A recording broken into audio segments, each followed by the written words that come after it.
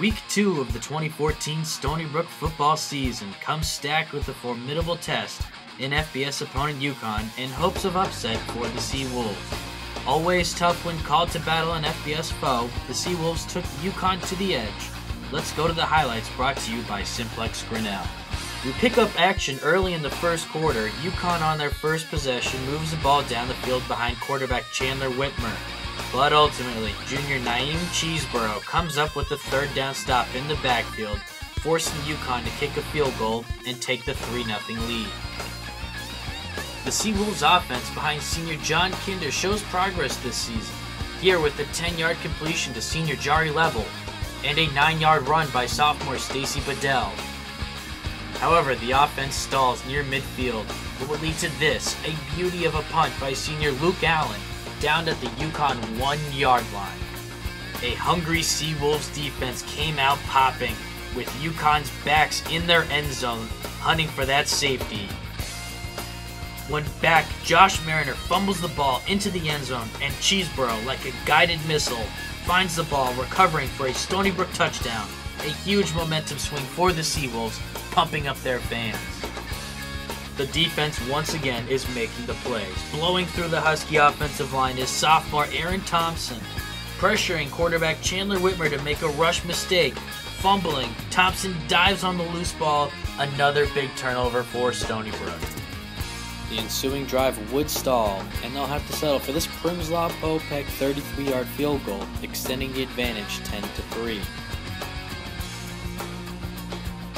Stony Brook's defense is firing on all cylinders in 2014, holding UConn to only 223 yards of total offense, well below the Huskies' average of 319 yards per game in 2013. Christian Ricard finished with 2 sacks, Tyrese Beverett adding another to keep Chandler Whitmer feeling the pressure throughout the day. Picking their spots, UConn would inch down to the Stony Brook 30-yard line, and Whitmer will find Jeremy Davis for the long TD pass, but the Huskies won't completely capitalize as Aaron Thompson breaks through the line and blocks the PAT attempt, keeping Stony Brook within 2 heading into halftime. Returning in the third quarter, the Sea Wolves and Huskies traded blows, both defenses handling their business, necessitating an alternate mode of scoring. This would come through special teams as Deshaun Fox shows his explosiveness, returning the punt 72 yards for a touchdown, extending the Husky lead 19-10.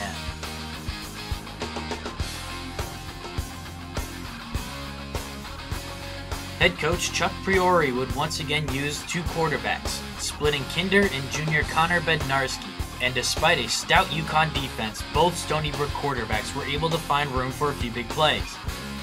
Here Kinder finds senior Adrian Coxon for the 31-yard pickup, and Bednarski lofts one to tight end Will Tye along the sidelines for the acrobatic catch.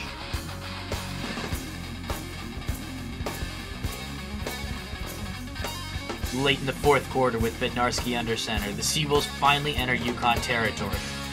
And with a glimmer of hope, Bednarski finds a wide-open Will Tye in the end zone for the touchdown, closing the UConn lead to just 3 points.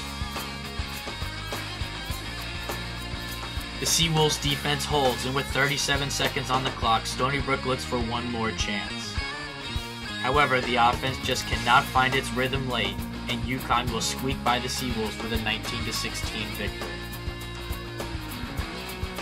Quarterback Connor Bednarski had a promising showing versus a tough opponent with 128 yards on just 8 completions. Those leading receivers were Will Tye with 76 yards and a score, and Adrian Coxon with more big plays on the year, averaging close to 32 yards per catch on the season. The defense was once again the star, allowing only 223 yards of Husky offense, 3 sacks, 2 fumble recoveries, with one of those going for a defensive score. Stony Brook will head home to face Division II opponent American International next Saturday at 6 p.m.